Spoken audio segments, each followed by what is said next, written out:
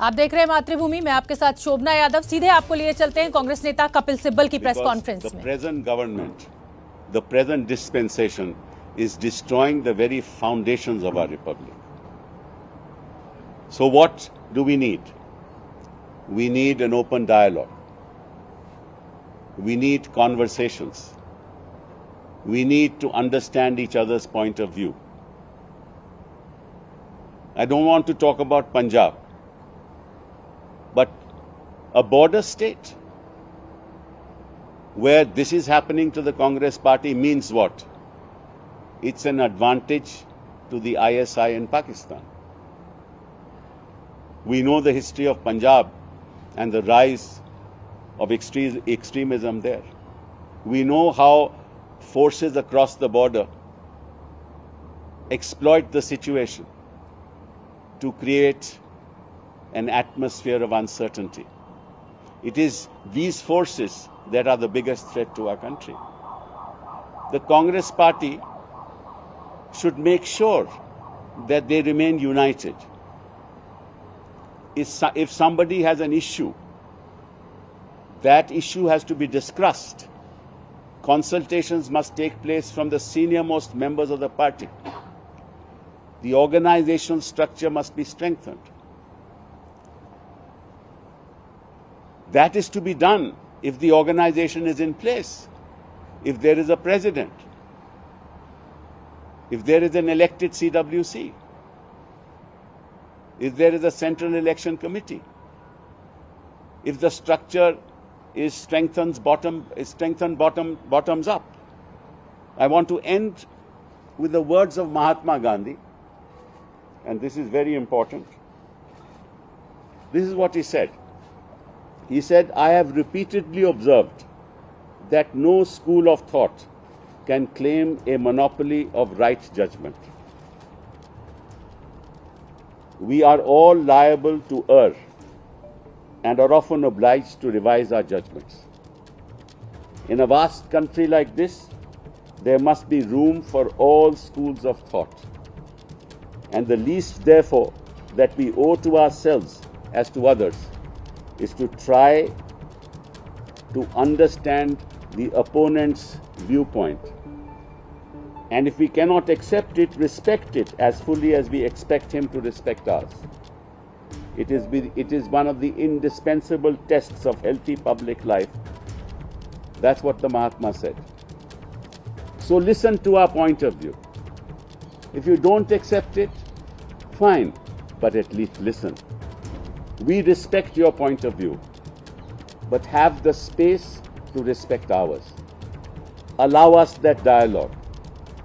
There are no monopolies. No monopoly should be created in the power structures of any country, nor in the power structures of any party. And I'll again quote Mahatma Gandhi when he said, "Democracy cannot be worked by 20 men sitting at the center. It has to be worked from below by the people of every village." Please remember the words of the Mahatma and do what is good for the party. Thank you. तो कांग्रेस के वरिष्ठ नेता कपिल सिब्बल एक बार फिर निशाना साधते हुए, अध्यक्ष नहीं है, एकजुट होकर सरकार से लड़ने का वक्त है, लोग पार्टी छोड़ रहे हैं, सब लोग मिलकर सोचे पार्टी कैसे मजबूत हो। महात्मा गांधी के शब्दों का भी जिक्र उन्होंने किया। जो एक क्राइसिस हुआ है पॉलिटिकल, वो वजह है। अभी क्यों, फिलहाल क्यों? नहीं, कोई ऐसी वजह नहीं है। वजह तो इतनी ही है कि हम समझते हैं कि कांग्रेस को हम कमजोर होते देख नहीं सकते। हम कितने समय से इंतजार कर रहे हैं और फिर इंतजार करने की भी तो हद होती है। हम तो उन लोग में से हैं जो कांग्रेस के साथ खड़े रहेंगे, हमेशा खड़े रहेंगे। हमने कभी कांग्रेस के खिलाफ बयान नहीं दिया और आज भी नहीं दे रहे। आज भी हम यही बयान दे रहे हैं कि हम आपके साथ हैं, मजबूत कीजिए, बुनियादी तौर से मजबूत कीजिए, लोगों की बात सुनिए, ऑर्गेनाइजेशनल को स्ट्रेंथन कीजिए। हमने जो घटनाएं पंजाब में हो रही थी हमने कुछ कहा? आज तक नहीं कहा। हमारे में से किसी ने नहीं कोई टिप्पणी नहीं दी। हमारी वजह से तो नहीं हो रही। सर आपने एक बात कही, पंजाब में ये स्थिति है, आपको क्या लगता है जो पंजाब में अभी स्थिति बनी हुई है, नवजोत सिंह सिद्धू को पार्टी में लाना, अध्यक्ष बनाना, एक पुराने मुख्यमंत्री को इस्तीफा दिलवा देना और उस मुख्यमंत्री का ये कहना कि जिस तरह के व्यवहार मेरे साथ हो रहा है वो उचित नहीं है, फिर ये गलती किसकी है? सबसे पहले तो इस तथाकथित जो G23 है, जब भी ये मौलिक सवाल उठाता है तो उसको कांग्रेस पार्टी के कुछ नेता एक परसेप्शन बनाते हैं कि आप लोग गांधी परिवार और खासतौर से राहुल गांधी के खिलाफ, जबकि इस तरह के संगठनात्मक बदलाव की बात आप लोग करते हैं। कोई भी इंसान और कोई भी जो पार्टी का वर्कर है वो किसी के खिलाफ हो ही नहीं सकता। एक वर्कर किसी के खिलाफ हो ही नहीं सकता। अगर वो कांग्रेसमैन है तो ये सवाल ही उचित नहीं है। हम किसी के खिलाफ हो ही नहीं सकते। हम तो पार्टी के पक्ष में हैं, किसी व्यक्ति के खिलाफ नहीं। सर मेरा सीधा सवाल है, आपने एक बात कही कि हमें पता है कि हमें नहीं पता कि कौन फैसले ले रहा है और पता है कि कौन फैसले ले रहा है। क्या ये आपका ये इशारा राहुल गांधी की तरफ है? क्योंकि नहीं, कोई मेरे आपको लेके जो भी बैठकें हुई नहीं, देखिए अगर कांग्रेस अध्यक्षा के घर पर नहीं हुई, नंबर 1, और नंबर 2 सर, क्या इस दौरान में जब तक आपने चिट्ठी लिखी है सीधे उसी की बात में लास्ट में ये कहा गया था कि एक जल्द समय आएगा, अभी पेंडेमिक चल रहा है, तो उसके बाद में जैसे ही समय आएगा उसमें कोई आप लोगों के कम्युनिकेशन हुआ है क्या अभी तक या नहीं? देखिए, जहां तक सवाल है, ये तो साफ जाहिर है कि कांग्रेस का कोई अभी इलेक्टेड प्रेसिडेंट नहीं है, लेकिन फिर भी निर्णय तो कोई ले ही रहे हैं ना। तो ये आप भी जानते हो, मैं भी जानता हूं, तो उसके बारे में आगे बात करने का कोई औचित्य नहीं है। जो निर्णय लिए जा रहे हैं वो निर्णय गलत लिए जा रहे हैं क्या? इसके बारे में मैं बिल्कुल नहीं कुछ कहूंगा। गलत हो सही हो, ये चर्चा वर्किंग कमेटी में होनी चाहिए या कहीं और होनी चाहिए। आप कह रहे हैं कि तो कांग्रेस के वरिष्ठ नेता कपिल सिब्बल को आपने सुना, शब्दों में नाराजगी उनकी झलकती है आला कमान से। हालांकि वो ये कह रहे हैं कि कांग्रेस ही कभी किसी व्यक्ति विशेष के विरोध में नहीं हो सकता, हम पार्टी के साथ खड़े हैं। बड़ी साजिश बेनकाब हुई है। उरी से जिंदा पकड़े गए पाकिस्तानी आतंकवादी ने प्रेस कॉन्फ्रेंस में न सिर्फ पाकिस्तानी सेना बल्कि उनकी खुफिया एजेंसी ISI के खतरनाक मंसूबों को भी बेपर्दा किया है। आप भी सुनिए पाकिस्तानी आतंकी की जुबानी पाकिस्तानी साजिश की कहानी। भारत के खिलाफ पाकिस्तानी साजिश का ये जिंदा सबूत है।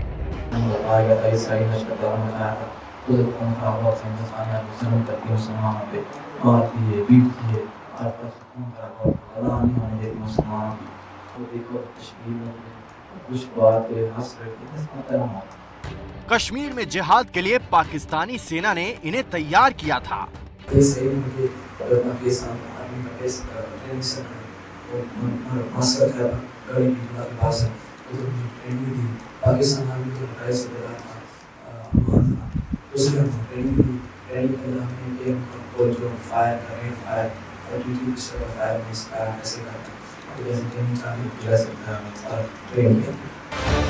उरी एनकाउंटर में पकड़ा गया ये आतंकी पाकिस्तानी सेना, पाकिस्तानी खुफिया एजेंसी ISI की पोल खोल रहा है।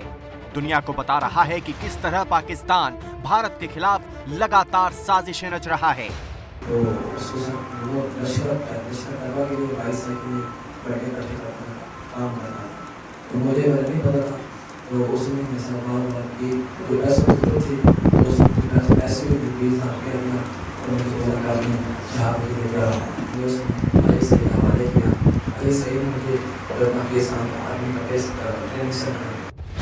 फरवरी 2019 में पाकिस्तानी सेना ने अली बाबर सहित कुल 9 लोगों को मुजफ्फराबाद में मौजूद सेना के कैंप में ट्रेनिंग दी थी।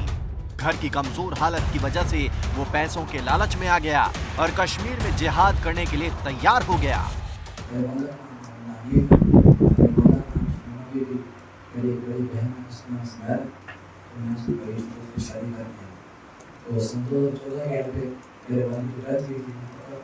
तो वो घर में कोई कमाने वाला नहीं था, तो मैंने काम करना शुरू किया। अली बाबर ने 18 सितंबर को LOC पर घुसपैठ करने की कोशिश की। भारतीय सेना ने उन्हें देख लिया, उन पर फायरिंग की जिसके बाद इसके 4 साथी वापस भाग गए। अपने एक साथी के साथ बचने के लिए ये वहीं नाले में कूद गया। तो बाद में हम फैसला किया कि हम वापस चलते हैं, आगे नहीं जाना, फायर हो गया। तो फायर होने के बाद हम जब वापस निकले देखा तो हिंदुस्तानी आर्मी ने ढाबे को घेरा और सील कर लिया था। सील करने के बाद उन्होंने ऐलान किया, जो खड़ा था उन्होंने ऐलान किया क्लब करा के अपने आप को हमारे वाले कर दो, हम कुछ नहीं यकीन लड़ाई में। लेकिन जो मेरे साथ अनस भाई था वो पुराना बंदा था, उसने फायर कर दिया पर आ गया।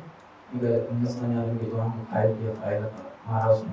फिर तो आगे कार्रवाई में हिंदुस्तानी आर्मी फायर कर उसमें साथ वाला आदमी था उसको तो मार गिराया। और मैंने जब देखी उसकी डेड बॉडी तो मेरे से बर्दाश्त नहीं हुआ, मैंने उसके सरेंडर करने का ऐलान कर दिया। मैंने जब ऐलान किया तो हिंदुस्तानी आर्मी ने सरेंडर किया। भारतीय सेना से पूछताछ में इसने बताया कि उन्हें कश्मीर में जुल्म की बातें बताकर तैयार किया जाता है, लेकिन जब भारतीय सेना उड़ी में लेकर आई तो उसे कश्मीर में वैसा कुछ भी नजर नहीं आया।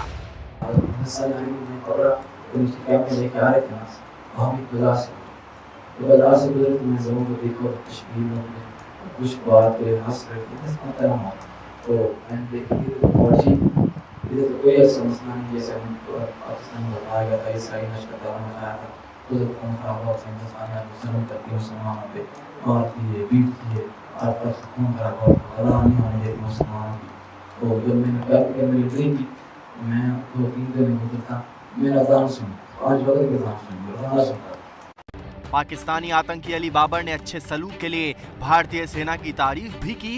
साथ ही पाकिस्तानी सेना ISI और लश्कर तैयबा से अपील की कि मासूमों को जिहाद के लिए न उकसाएं। तो मेरी गुजारिश यही पाकिस्तान ISI से और पाकिस्तान आर्मी से और लश्कर तैयबा से जैसे मैंने पाकिस्तान भेजा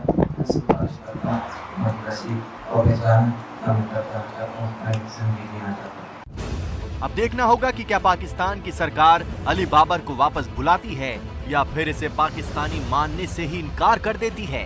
संवाददाता नीरज राजपूत की रिपोर्ट। तो सोचिए, जो सेना, जो ISI अपने ही देश के युवाओं का नहीं है, उन्हें बहका कर इस तरह से आतंकवाद में धकेल रहा है, उनकी जिंदगी के साथ खेल रहा है, वो देश किसी का क्या भला करेगा।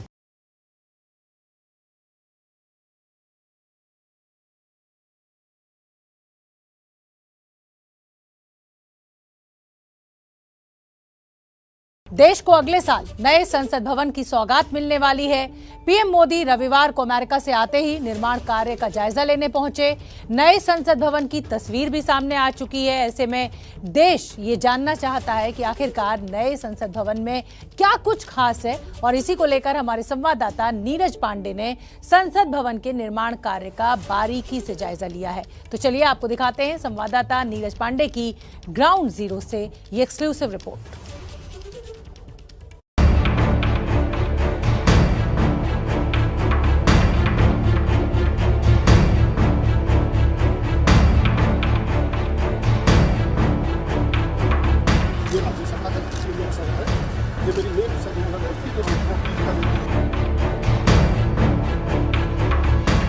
इतना बड़ा पवित्र काम आपके हाथों से हो रहा है भाई।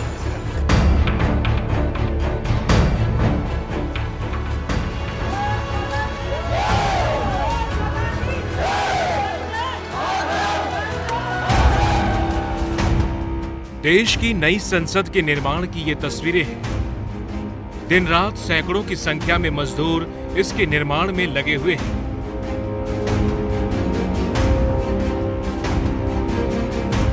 एबीपी न्यूज देश का पहला इकलौता नेशनल न्यूज चैनल है जो आपको आज की तारीख में लोकतंत्र के सबसे बड़े मंदिर के निर्माण की तस्वीर आपके लिए लेकर आया है।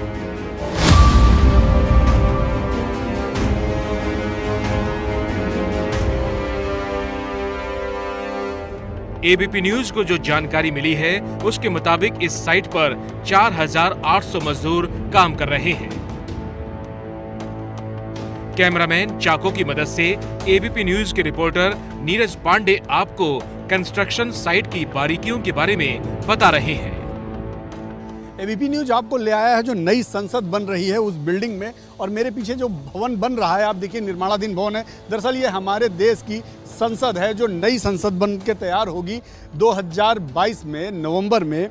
विंटर सेशन जो होना है इसी नई संसद में होगा। और आपने 2 दिन पहले जो तस्वीरें देखी होगी, प्रधानमंत्री नरेंद्र मोदी जब आए थे और इसी नई संसद के निर्माणाधीन काम को देखने आए थे, लेबरों से बात की थी, इंजीनियर्स से बात की थी, वहीं आपको एबीपी न्यूज़ लेकर आया है। और ये पहली तस्वीर आपको एबीपी न्यूज़ के माध्यम से दिखाने की हम कोशिश करते हैं कि ये नई संसद जो बनकर तैयार होगी और देश का मान, गौरव और नीति निर्धारक केंद्र होगा, वो वहाँ आपको एबीपी न्यूज़ लेकर आया है। और देखिए कितनी तेज़ी से काम चल रहा है। दरअसल पूरी सरकार जो सेंट्रल विस्टा प्रोजेक्ट है उस पर काम कर रही है, जिसका निर्माण पिछले ही साल 2020 में शुरू हुआ था और 2022 के नवंबर में इस संसद को बनकर तैयार होना है, क्योंकि नवंबर में जो विंटर सेशन होगा भारतीय संसद का वो इसी बिल्डिंग में होगा। अगले साल शीतकालीन सत्र यहीं से संचालित करने का लक्ष्य है। लिहाजा सेंट्रल विस्टा के इस प्रोजेक्ट के निर्माण में मजदूर और इंजीनियर दिन रात काम कर रहे हैं। ऐसा दावा है कि नई संसद की इस बिल्डिंग की उम्र 500 साल से ज्यादा होगी। लगभग सभी मंत्रालय इस प्रोजेक्ट में कहीं ना कहीं जुड़े हुए हैं और सबका ध्येय यही है कि जल्द से जल्द ये नई संसद बनकर तैयार हो, जिसके अंदर लोकसभा भी होगी, राज्यसभा भी होगी और एक कॉमन हॉल भी होगा जहां कॉमन जो सांसद हैं, मंत्री हैं, वो बैठ सकेंगे। सबसे बड़ी बात है इसे हाईली टेक्नोलॉजी के जरिए इसे तैयार किया जा रहा है और माना जा रहा है इस संसद की जो लाइफ होगी वो करीब 500 साल से ज़्यादा होगी। वैसे तो मंत्रालय और सरकार ये दावा करती है कि इसकी जो लाइफ है 1000 साल से भी ज़्यादा होगी, लेकिन जो टेक्निकली और इनकी जो मेजरमेंट है उसके हिसाब से करीब 500 साल इस नई संसद की उम्र होगी, जिसे आगे भी अगर मेंटेन रखा गया तो एक्सटेंड किया जा सकेगा। अब आपके मन में सवाल होगा कि नई संसद बनने के बाद पुरानी संसद का क्या होगा, तो इसका जवाब भी आपको नीरज पांडे देंगे। के पीछे आप देखिए ये पुरानी संसद है जहां पे अब तक संसदीय कार्य व्यवस्था का काम चल रहा है। ठीक इसके बगल में होगी जिसे संग्रहालय के रूप में संग्रहित किया जाएगा और यहाँ पे हमारी भारतीय संसद का दर्शन कराया जाएगा। तमाम अधिकारी इस समय ऊपर मौजूद हैं और उनसे भी हम बात करेंगे और इसके बारे में जानने की कोशिश करेंगे कि नई संसद कैसे वर्क करेगी। ये पूरा प्रोजेक्ट साल 2026 के अंत तक पूरा करने का लक्ष्य है। इसके तहत नई संसद सेंट्रल विस्टा एवेन्यू सभी 51 मंत्रालयों के लिए राजपथ के दोनों ओर 10 मल्टी स्टोरी बिल्डिंग, प्रधानमंत्री आवास और प्रधानमंत्री का दफ्तर भी बनाया जाना है। टाटा प्रोजेक्ट के एमडी विनायक देशपांडे आपको इस इमारत की खूबी और बारीकियों के बारे में बता रहे हैं। इसकी विशेषता ये है कि ये एक मॉडर्न स्ट्रक्चर बन रहा है जो अपनी परंपरा के साथ रहेगा, बट सब जो नए सर्टिफिकेशंस है, नई टेक्नोलॉजी है, नए सेंसर्स है, उसको इस्तेमाल करेगा। इसकी लाइफ 200-250 साल के बराबर होगी, क्योंकि ये सेस्मिक जोन 5, दिल्ली का वैसे सेस्मिक जोन 4 है, बट एक सेस्मिक जोन ऊपर इसको डिज़ाइन कर रहे हैं। इसमें करोजन रेजिस्टेंट स्टील का इस्तेमाल हो रहा है। इसमें मोस्ट ऑफ द कंक्रीटिंग जो हो रही है वो ग्रेड 50 या ग्रेड 60 की हो रही है और इसकी डिज़ाइन काफ़ी रोबस्ट बनाई है। इसमें सेंसर टेक्नोलॉजी भी यूज़ की है, जिससे हमें करोजन का पहले पता चलेगा, एनी वाइब्रेशन है उसका पहले पता चलेगा, जिससे हम प्रोएक्टिव मेंटेनेंस या प्रिकॉशंस इसकी ले सकते हैं। इसके सब तरह के सर्टिफिकेशंस होंगे। इसमें मॉडर्न अकूस्टिक्स होगा, मॉडर्न इलेक्ट्रॉनिक्स होगा, इसका लाइटिंग संतुलित होगा, इसमें फायर रेटिंग सबसे अच्छी तरह से होगी। वो एक तरह से पूरे विश्व में लक्षणीय ठहरे, ऐसी ये बिल्डिंग बनेगी। लोअर ग्राउंड समेत 4 मंजिला होगा संसद भवन। अपर ग्राउंड फ्लोर में होगा लोकसभा और राज्यसभा भवन। मंत्रियों के कमरे, सेंट्रल लॉज, संविधान हॉल और लाइब्रेरी भी इसी मंजिल पर होगी। नई संसद के सबसे ऊपर 21 फीट ऊंचा अशोक स्तंभ लगाया जाएगा। कंस्ट्रक्शन साइट पर राज्यसभा और लोकसभा का बोर्ड भी लगाया गया है, जिससे मालूम चलता है कि किस बिल्डिंग के लिए कितना निर्माण हुआ है। इन तस्वीरों के जरिए आप समझ सकते हैं कि निर्माण होने के बाद नई संसद की तस्वीर कैसी होगी। अमेरिका दौरे से लौटने के बाद पीएम मोदी रविवार की रात नई संसद का निर्माण देखने अचानक पहुंच गए थे। मोदी की ये तस्वीरें उस दिन दुनिया भर में वायरल हुई थी। सेंट्रल विस्टा में पीएम दफ्तर से पीएम निवास जाने की व्यवस्था अंदर ही अंदर की गई है। बिल्डिंग निर्माण के बाद वुड वर्क से लेकर बाकी सजावट की चीजों का काम भी देश के अलग अलग हिस्सों में चल रहा है। सभी मंत्रियों के दफ्तर की कुर्सियां एक जैसी होंगी। आगे बढ़ते हैं, बात कांग्रेस की। कल दो युवा चेहरे कन्हैया कुमार और जिग्नेश मेवानी ने कांग्रेस का हाथ थाम लिया। कांग्रेस से जुड़ने के बाद एबीपी न्यूज संवाददाता जैनेंद्र से उन्होंने खास बातचीत की। सुन लेते हैं क्या कुछ कहना है कन्हैया कुमार और जिग्नेश मेवानी का। कन्हैया कुमार और जिग्नेश मेवानी के कांग्रेस पार्टी में शामिल होने के बाद सवाल उठ रहे हैं कि इन युवा नेताओं की कांग्रेस पार्टी में भूमिका क्या होगी। सवाल ये भी उठ रहे हैं कि इन युवा नेताओं की विचारधारा तो कांग्रेस से अलग रही है, तो कांग्रेस में ये कैसे एडजस्ट करेंगे। इन्हीं सवालों का जवाब देने के लिए मेरे साथ जिग्नेश मेवानी हैं, गुजरात के निर्दलीय विधायक और देश में अंबेडकरवादी आंदोलन का एक युवा चेहरा। जिग्नेश, पिछला विधानसभा चुनाव गुजरात का जो है वो कांग्रेस के सहयोग से आप जीते, लेकिन आप निर्दलीय रहे। आपने तय किया कि आप कांग्रेस में शामिल नहीं होंगे, कांग्रेस के सिंबल पे नहीं लड़ेंगे। फिर ये क्या हो गया कि 4 साल होते होते जो है आपने तय किया कि आप कांग्रेस पार्टी में शामिल होंगे? ये एक अहम सवाल है। पिछले 6-7 सालों के दौरान इस मुल्क में अब तक जो हुआ, उससे एक बात की हम लोगों में क्लैरिटी आ गई है कि अब इस मुल्क को बचाना है। हमारे आइडिया ऑफ इंडिया, लोकतंत्र और संविधान को बचाना है, बाबा साहब अम्बेडकर के सपनों को बचाना है। तो पहला काम यह करना पड़ेगा कि आरएसएस और भाजपा को सत्ता से बेदखल करो। आज महंगाई और बेरोजगारी उसके चरम पर है, फिर भी बात होती है मंदिर मस्जिद की। मॉब लिंचिंग होते हैं, रोहित वेमुला को सुसाइड के लिए मजबूर होना पड़ता है, मेरी मां गौरी लंकेश की हत्या कर दी जाती है, जस्टिस लोया का खून होता है। तो इन सारी परिस्थितियों को चलते हमको लगा कि एक बहुत बड़ा प्लेटफॉर्म चाहिए जो सचमुच कॉन्स्टिट्यूशन में मानता हो, जिसकी विचारधारा और हमारे विचारधारा में कॉमन ग्राउंड है, जैसे कि सोशल जस्टिस, समाजवाद, सेक्युलरिज्म। और इसका एक हिस्ट्री रहा है इंडियन नेशनल कांग्रेस का, स्वतंत्रता के आंदोलन को लीड करने का। तो आज इनके साथ नहीं रहेंगे तो किनके साथ रहेंगे? 4 साल में क्या फर्क आया है कि 4 साल पहले आपने तय किया कि मैं निर्दलीय रहूंगा, 4 साल बाद इश्यूज तो वही है, अब आपको लगता है कि कांग्रेस में आ जाना चाहिए? तो बतौर इंडिपेंडेंट एमएलए हमको जो डिलीवर करना था हमारे मत क्षेत्र में, हम लोगों ने किए। गुंडों के कब्जों में से करीब 3000 बीघा जमीन छुड़वा कर दलितों को दिलवाई, दूसरे समुदाय के भूमिहीनों को दिलवाई। गुजरात का सबसे बड़ा ऑक्सीजन प्लांट मेरे मत क्षेत्र में खड़ा किया, मनरेगा में स्कैम एक्सपोज किए, मनरेगा के तहत 12,000 लोगों को एम्प्लॉयमेंट दिया। लेकिन इस 12,000 के काम को मुझे 12 लाख तक पहुंचाना है, तो बड़ा प्लेटफॉर्म चाहिए। वो प्लेटफॉर्म जिनके साथ मैं आइडियोलॉजिकली थोड़ा ट्यून हो सकता हूं, इसलिए यहां पर। और जैसा कि मैंने प्रेस कॉन्फ्रेंस में कल बताया, टेक्निकली भी मैंने सदस्यता नहीं ली। वो भी सवाल है, वो भी सवाल है कि क्योंकि खबर ये थी कि कन्हैया और आप साथ में कांग्रेस ज्वाइन करने वाले हैं। आप परिवार में आ गए लेकिन सदस्यता आपने नहीं ली टेक्निकल वजहों से, क्या वजह? क्योंकि कोई भी निर्दलीय विधायक पहले 6 महीने के अंदर ही सदस्यता ले सकता है, बाद में नहीं। यदि मैं सदस्यता आज लेता हूं तो टेक्निकली मैं एमएलए के तौर पे कंटिन्यू नहीं कर पाऊंगा। तो मेरी अपने आप से बात हुई और मेरा आत्मा ये कहता है कि यार कोई पॉलिटिकल पार्टी की पोजीशन को लेकर इतना कभी डेस्परेट नहीं होना चाहिए कि अपने मत क्षेत्र के लोगों के साथ उनको ऐसा नहीं लगना चाहिए कि हमें हर्ट किया। और राहुल जी से भी मैंने बोला कि क्या मुझे इस्तीफा देना चाहिए, बोलो कि नहीं, कोई जल्दी नहीं, तुम आराम से आओ, लेकिन मत क्षेत्र के लोगों की सेवा पहले करो।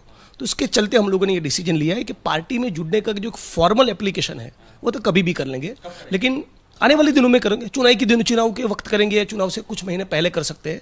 लेकिन अभी लार्जर जो चीज़ है, जैसा कि मैंने कहा, वो यही है कि डेमोक्रेसी और कॉन्स्टिट्यूशन को बचाना है। क्या भूमिका होगी आपकी कांग्रेस पार्टी में? कांग्रेस में आपको क्या रोल मिलने वाला है? गुजरात में रोल होगा, देश भर में रोल होगा? कल एआईसीसी की ऑफिस से मैं निकलकर जब बाहर जा रहा था तो मेरे जो साथी गुजरात से आए थे, दूसरे स्टेट्स, राजस्थान, एमपी वगैरह से जो मेरे जानने वाले फैंस वगैरह वो आए थे, तो हमारी कार का ग्लास खोलकर थोड़ा हाई हेलो करने के लिए रुके थे। तब सबको यही बोला कि बतौर एक्टिविस्ट जो करते आए हैं अब तक, छुआछूत के खिलाफ बोलना, एट्रोसिटीज के मामले में लड़ना, गरीबों वंचितों की आवाज बनना, वो तो करना ही करना है। साथ साथ अब इलेक्टोरली बीजेपी को कैसे डिफीट किया जाए वो भी करना है। तो जिग्नेश मेवाणी और कन्हैया कुमार को कांग्रेस की जरूरत है या कांग्रेस को इन दो युवा चेहरों की जरूरत है, ये तो समय बताएगा। बात करते हैं उत्तर प्रदेश के गोरखपुर की, जहां आरोप है कि खाकी की गुंडागर्दी की भेंट चढ़ गई एक इंसानी जिंदगी।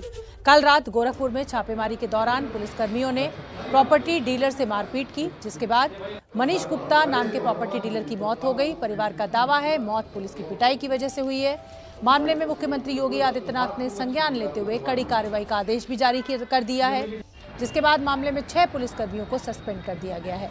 मृतक प्रॉपर्टी डीलर के परिवार को 10 लाख के मुआवजे का ऐलान भी किया गया है। 3 पुलिस वालों के खिलाफ मामला दर्ज कर लिया गया है।